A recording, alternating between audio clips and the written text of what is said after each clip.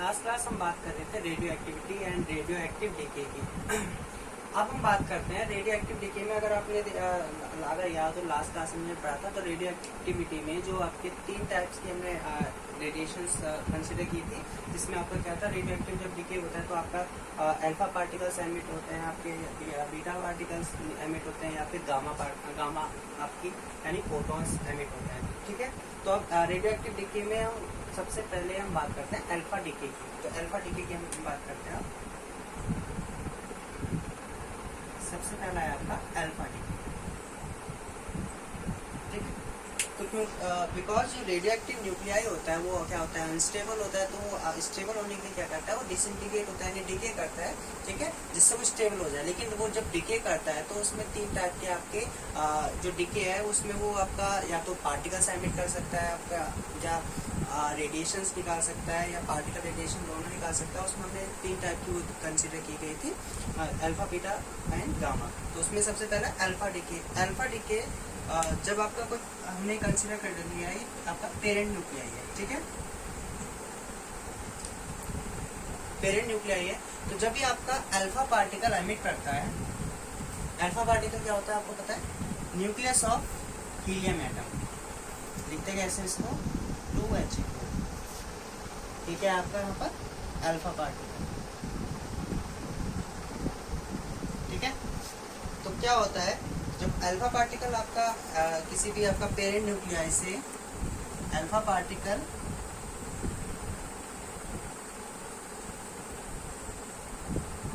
का एमिशन होता है, तो क्या होता है, एक न्यू आपका न्यूक्लियाई बनता है जिसको हम कहते हैं डॉटर न्यूक्लियाई। ठीक है, डॉटर न्यूक्लियाई। और जो न्यू आपका न्यूक्लियाई बन रहा है उसमें क्या होता है, उसका जो जेड होता है वो पेरेंट के कंपैरिजन में 2 यूनिट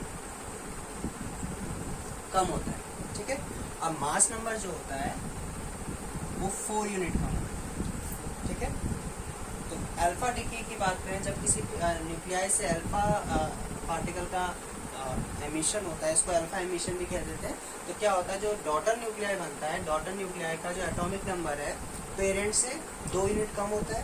ठीक है, और मास नंबर जो है वो 4 यूनिट कम होता है। ठीक है, तो क्या है आपका अल्फा डीके की बात करते हैं। ठीक है, अब इसी में हम एक एग्जांपल लिख देते हैं ताकि आपको क्लियर हो जाए। तो एग्जांपल है, जब यूरेनियम से आपका अल्फा पार्टिकल निकल रहा है यानी 2He4 निकल रहा है, तो क्या बन जा रहा है आपका 30 थोरियम। ठीक है, 90 TH अब 234। तो ये आपका अल्फा डीके है। ठीक है, तो अल्फा डीके जब होता है तो आपका न्यूक्लियाई जो है दूसरे न्यूक्लियाई में ट्रांसफॉर्म हो जाता है। लेकिन जो आपका न्यूक्लियाई आपका बनेगा डॉटर न्यूक्लियाई, उसका एटॉमिक नंबर जो है वो 2 यूनिट कम रहेगा और मास नंबर 4 यूनिट कम रहेगा। ये कब है, जब एक अल्फा पार्टिकल निकल रहा है। ठीक है, अब हम बात करते हैं बीटा डीके की। ठीक है,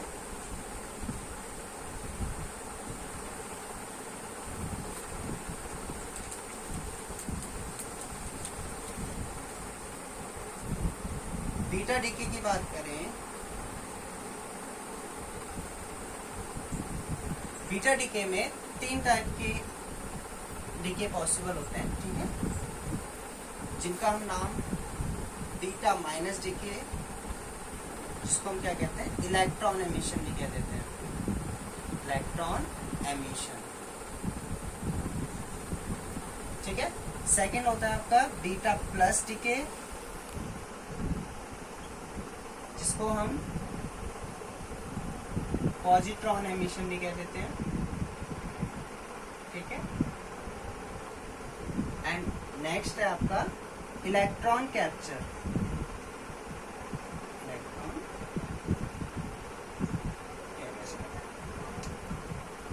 तो हम 1 बाय 1 पढ़ते हैं। तो सबसे पहले आपका बीटा माइनस डीके, जिसमें इलेक्ट्रॉन का एमिशन होता है। ठीक है, अब बात यह आती है कि न्यूक्लियस में इलेक्ट्रॉन आया कहाँ से, जो वो एमिट। क्योंकि आपने एटॉमिक मॉडल में क्या पढ़ा था कि आपका इलेक्ट्रॉन्स न्यूक्लियस के अराउंड रिवॉल्व करते हैं, लेकिन न्यूक्लियस में केवल क्या होते हैं आपके प्रोटॉन एंड न्यूट्रॉन। तो न्यूक्लियस में इलेक्ट्रॉन कहाँ से आता है, तो उसको पढ़ने के लिए मैं आपको बताता हूँ। तो होता क्या है, एक न्यूट्रॉन न्यूक्लियस के अंदर जो एक न्यूट्रॉन है, बिकॉज ऑफ अनस्टेबिलिटी वो क्या करता है, एक प्रोटॉन में कन्वर्ट हो जाता है, ठीक है। लेकिन जब वो एक न्यूट्रॉन एक प्रोटॉन में कन्वर्ट होता है, तो वो क्या कन्वर्ट ऐसी थोड़ी ना होता है, वो कन्वर्ट कब होता है, with the emission of one electron, ठीक है। एक इलेक्ट्रॉन एमिट करके वो क्या करता है, न्यूट्रॉन से प्रोटॉन में बन जाता है, ठीक है, कोई दिक्कत तो नहीं। लेकिन ये जो इलेक्ट्रॉन एमिट होता है ये अकेला नहीं होता है, इसके साथ एक और पार्टिकल एमिट होता है, ठीक है, जिसको हम कहते हैं, यानी वो भी एलिमेंट्री पार्टिकल है, जो कि यहाँ पर क्या होगा, एंटी न्यूट्रिनो, ठीक है। यानी न्यूक्लियस में जो एक न्यूट्रॉन है, बिकॉज ऑफ अनस्टेबिलिटी वो क्या करता है, प्रोटॉन में कन्वर्ट हो जाता है with the emission of electron and anti neutrino, ठीक है। ये क्या है आपका एंटी न्यूट्रिनो, यानी इस रिएक्शन में क्या हुआ, इलेक्ट्रॉन क्या कर रहा है, एमिट हो रहा है ना, इसलिए इसको इलेक्ट्रॉन एमिशन भी कहते हैं, ठीक है।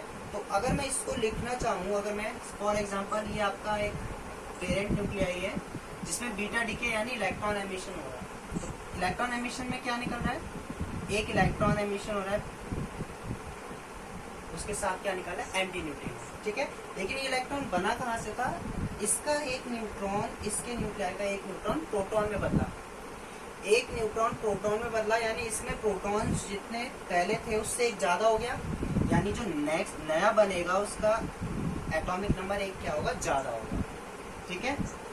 लेकिन जो न्यूट्रॉन बदल के प्रोटॉन, न्यूट्रॉन जो न्यूट्रॉन से जो है प्रोटॉन बना है, वो है तो अभी न्यूक्लियस के अंदर ही, यानी जो नंबर ऑफ न्यूक्लियॉन्स है वो तो सेम ही रहेगा, यानी ए पे कोई फर्क नहीं पड़ेगा, ए जितना पहले था उतना ही रहेगा, ठीक है।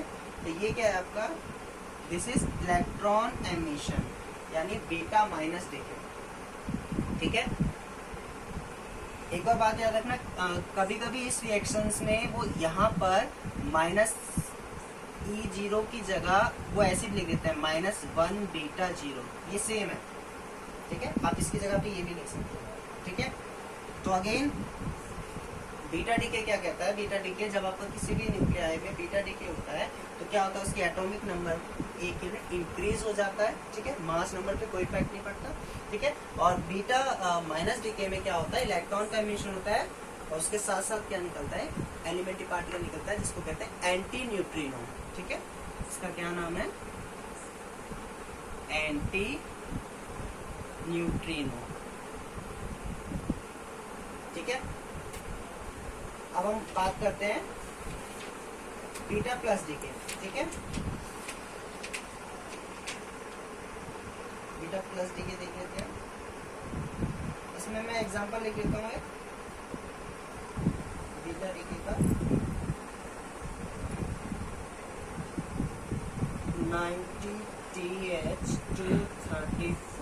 से 91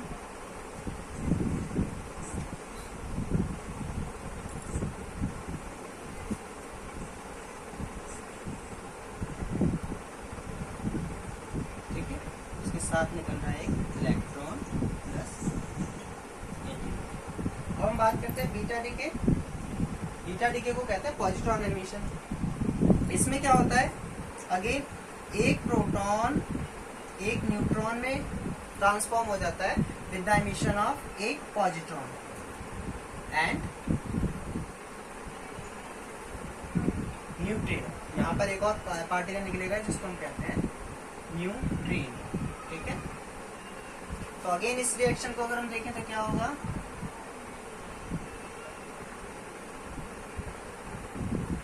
अब क्योंकि इसमें एक प्रोटॉन एक न्यूट्रॉन में कन्वर्ट हो गया है तो क्या होगा,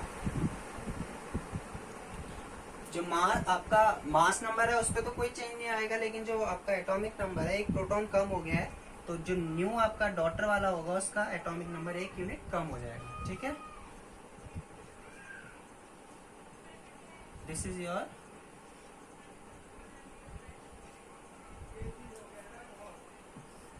पॉजिट्रॉन एमिशन यानी beta plus decay. Again plus E0 की जगह आप जो है +1 बीटा 0 ये भी यूज कर सकते हैं, ठीक है। इसकी जगह पे यहाँ पर कुछ रिएक्शंस में आप कहीं कहीं ऐसे भी लिख देते हैं इसको, ठीक है। अब हम बात कर लेते हैं इलेक्ट्रॉन कैप्चर, ठीक है। इलेक्ट्रॉन कैप्चर में क्या होता है, कभी कभी क्या कंडीशंस है, ये दोनों भी कंडीशन है जनरली है आपका, ये आर्टिफिशियल आपका रेडियो एक्टिविटी की कंडीशंस है। तो कभी कभी क्या होता है आपका एक न्यूक्लियाई उसके अराउंड जो इलेक्ट्रॉन्स हैं जनरली उसके जो सबसे पास होता है कौन सा होता है के, उसके एक इलेक्ट्रॉन को कैप्चर कर लेता है, ठीक है। अगेन जब वो इलेक्ट्रॉन को कैप्चर कर रहा है तो क्या होगा, अगेन जो डॉटर न्यूक्लियाई बनेगा उसका एटॉमिक नंबर क्या होगा, ये कम होगा, ठीक है। और मास नंबर क्या होगा, सेम, ठीक है। और इसके साथ साथ एक और अगेन पार्टिकल निकलता है, उस एलिमेंट्री पार्टिकल जिसको हम कहेंगे न्यूट्रिनो, ठीक है। तो इलेक्ट्रॉन कैप्चर, तो बीटा डीके में आपका beta minus decay, beta plus decay and electron capture हो गया। अब हम बात करते हैं गामा डीके, ठीक है। तो गामा डीके की बात कर लेते हैं आप।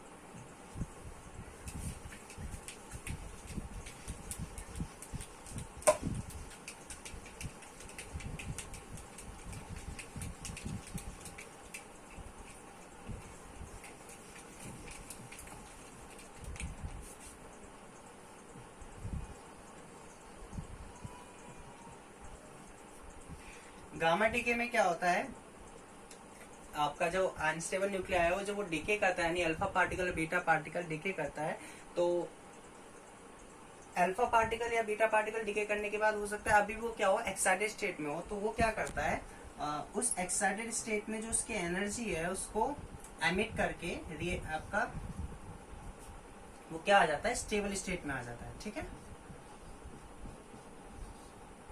यानी अगर वो एक्साइटेड स्टेट में है, ठीक है, तो उस एनर्जी को वो क्या करके रिलीज करके वो क्या हो जाता है स्टेबल स्टेट में आ जाता है। अब इस केस में क्योंकि आपका न्यूक्लियाई ने केवल अपनी एनर्जी को क्या किया है रिलीज किया है, तो ना तो उसका जेड में कोई चेंज है ना ही उसके ए में कोई चेंज होगा, यानी इस केस में ना तो एटॉमिक नंबर में चेंज होता है ना ही मास नंबर में चेंज होता है, तो ये आपका बीटा डीके हो गया, ठीक है।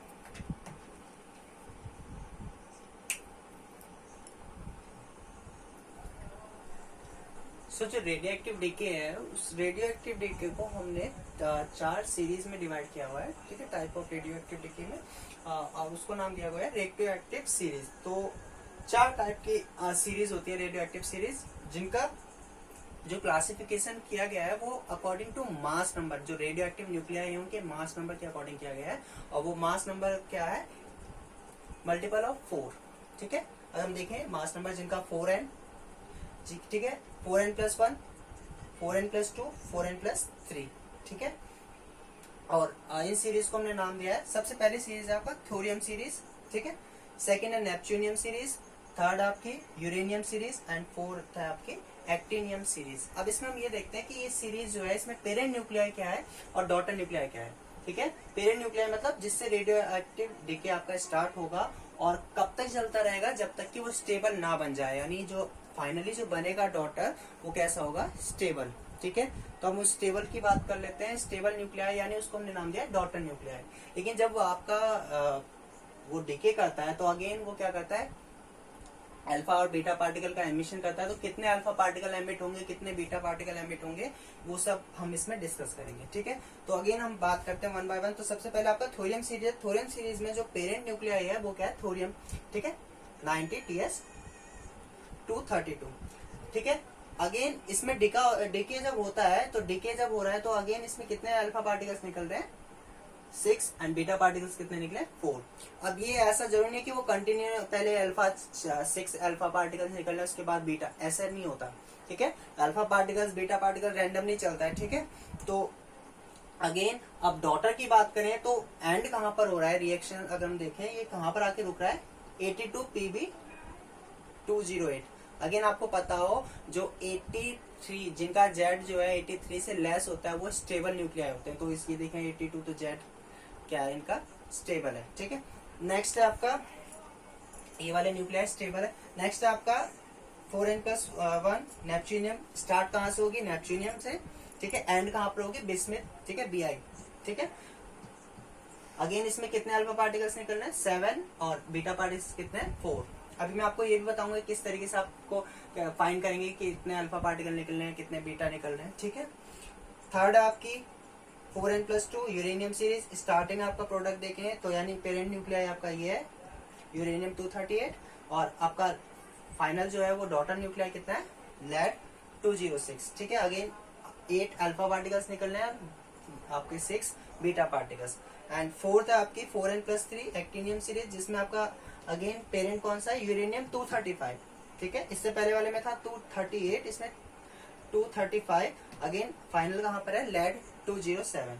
अगेन कितने अल्फा पार्टिकल हैं, 7, और बीटा पार्टिकल्स कितने हैं, 4। ठीक है, तो ये आपका 4 रेडियो एक्टिव सीरीज थी। अब मैं आपको फॉर्मूला लिखाऊंगा, बताता हूँ कि आप कैसे फाइंड करेंगे कि कितने नंबर ऑफ अल्फा पार्टिकल्स निकलने हैं, कितने नंबर ऑफ बीटा पार्टिकल्स निकलने हैं। मैं इसी का एग्जांपल ले लेता हूँ। ठीक है, तो मैं एक रिएक्शन आपको बता देता हूँ। रिएक्शन मैंने ले लिया है 90 TH232, और फाइनल क्या मिला है आपको।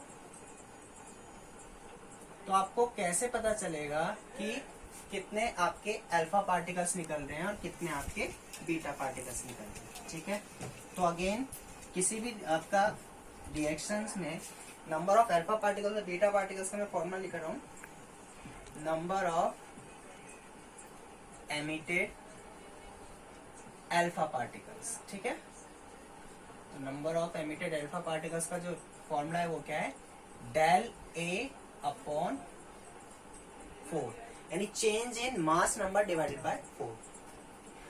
Number of emitted beta particles की बात करें, बीटा पार्टिकल्स जो निकल रहे हैं उसका फॉर्मूला होता है 2 into number of emitted alpha particles, अगर हैं तो एमिटेड अल्फा पार्टिकल्स। एक और बात ध्यान रखना, कभी भी अल्फा और बीटा पार्टिकल्स का डिके एक साथ नहीं होता। ठीक है, एक साथ मतलब कि डिके हुआ एक साथ ही अल्फा भी निकल के आ गया, बीटा भी निकल के आ गया, ऐसा नहीं होता है। ठीक है, माइनस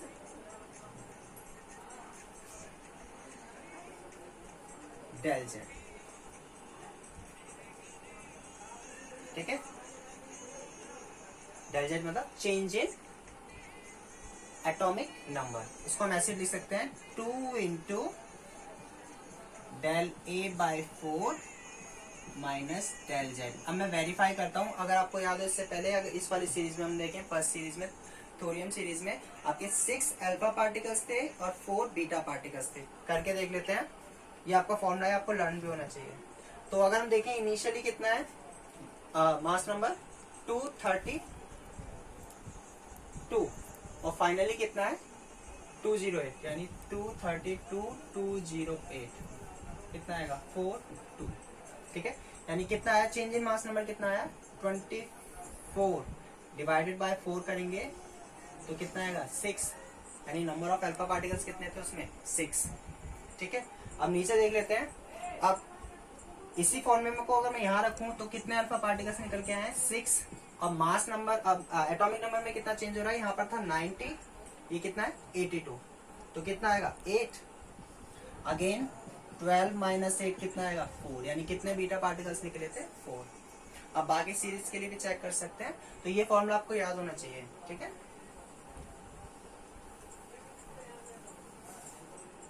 इससे आप किसी भी रिएक्शंस में, क्योंकि हम आगे प्रॉब्लम्स करेंगे उसमें आप नंबर ऑफ अल्फा पार्टिकल्स कितने निकल रहे हैं और बीटा पार्टिकल्स कितने निकल रहे हैं, आप उनको फाइंड कर सकते हैं। ठीक है, इसी में हम नेक्स्ट टॉपिक है। तो अब आपका एक प्रॉब्लम है, मैं रिवर्स प्रॉब्लम ले रहा हूँ। अभी तो हमने जैसे हमें पता था कि पेरेंट दिया है, डॉटर गिवन था, तो आपको नंबर ऑफ अल्फा पार्टिकल्स कितने, बीटा कितने, वो आपने फाइंड किया था। अब यहाँ पर क्वेश्चन अलग किया है, मैंने आपको पेरेंट न्यूक्लियाई दिया है, मैंने कहा है इससे 6 अल्फा पार्टिकल निकले हैं और 4 बीटा पार्टिकल निकले हैं, 6 alpha particle and 4 beta particle. तो जो पेरेंट न्यूक्लियाई होगा, सॉरी पेरेंट से जो डॉटर बनेगा, डॉटर का जो जेड और ए आपको फाइंड करना है, ठीक है। तो कितने अल्फा पार्टिकल्स निकले अगर आपको याद हो, 6, और बीटा पार्टिकल्स कितने निकले, 4, ठीक है। अब इसको करने के लिए एक बात याद रखना, जब भी कोई इस तरीके से डिके होता है, नंबर ऑफ प्रोटॉन्स और नंबर ऑफ आपका नंबर ऑफ न्यूक्लियॉन्स दोनों साइड क्या होना चाहिए, उनका सम सेम होना चाहिए, ठीक है। तो अगर मैं इसको देखूं, इसको कई तरीके से कर सकते हैं, मैं आपको सिंपल तरीका बता रहा हूँ। अगर आपको याद हो, नंबर ऑफ अल्फा पार्टिकल्स की बात करें, नंबर ऑफ अल्फा पार्टिकल्स का फॉर्मूला क्या था, del A by 4, then change in mass number divided by 4। Alpha particles कितने हैं, 6, मास नंबर आपको उसका पता नहीं है कितना है, ठीक है, कोई दिक्कत नहीं है। तो अब चेंज इन मास नंबर क्या होगा, पहले कितना था 238, बाद में कितना हो गया, सपोज करो 8 डिवाइडेड बाय 4, इसको इधर मल्टीप्लाई कर देंगे 24,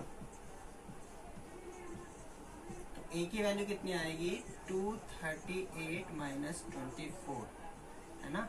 तो ये कितना आएगा 41, यानी 2, this is your mass number, यानी कितना है आपका 214, दिस इज मास नंबर। अब आपको क्या निकालना है, जेड निकालना है। जेड के दो तरीके हैं, एक आपको याद हो, जब एक अल्फा पार्टिकल निकलता है तो एटॉमिक नंबर में 2 यूनिट लेस हो जाता है, ठीक है। कितने निकल रहे हैं, 6, यानी कितने यूनिट लेस होगा, 12। अगर मैं 92 में से 12 माइनस करता हूं तो कितना बचेगा, ठीक है, 80। लेकिन 4 बीटा पार्टिकल्स भी निकले, आपको पता है जब बीटा पार्टिकल्स निकलने हैं तो क्या होगा, जेड में इंक्रीमेंट होता है 1 का, तो यानी 4 इंक्रीमेंट अगर हम इसमें करेंगे, इंक्रीज करेंगे, तो टोटल कितना हो जाएगा 84, यानी जेड कितना आ गया आपका यहाँ पर 84।